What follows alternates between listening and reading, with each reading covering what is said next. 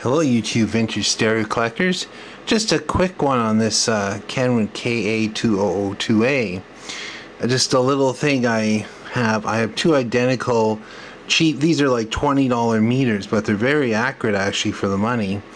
And the reason I have two is I'm actually looking at the bias on each channel of this Kenwood, and I was having some issues. So first I replaced the main filter down in there, the snubber capacitors, and then the two output caps that are over in there.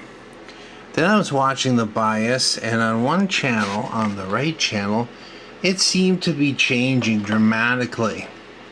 And of course, what are we looking at? Well, these bias pots.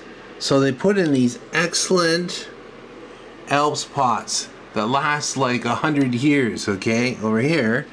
But on the board they put these ones that just don't seem to stand up. They get oxidized, and even if you clean them with contact cleaner, neutral, any of that kind of stuff, you still have problems. I cleaned them and then reset them, and it drifted all over the place. So I thought, well, okay, let's put some new pots in. I have these nice sealed ones here, but their leads are very short, so I extended the leads so that they could lie on their backs just like the originals did. Anyway, I just set one channel. Let's go into the other.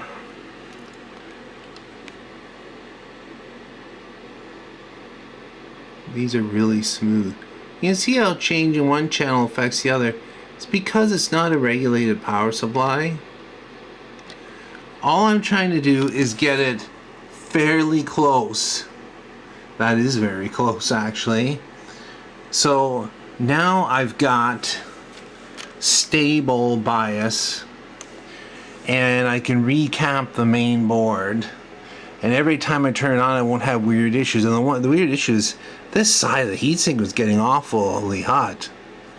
And what happens with these types is the center of the control oxide builds up there. I don't know whether it's a dissimilar metal type of thing, and you set it, it looks good, but it just doesn't last. It actually goes to an open circuit.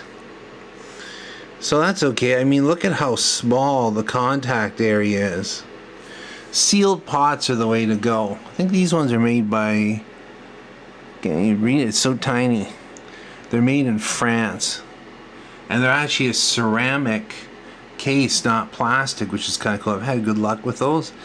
Bought them from a local surplus place, Sale Electronics. Yeah, so I'm going to work on that. Thanks for watching and listening.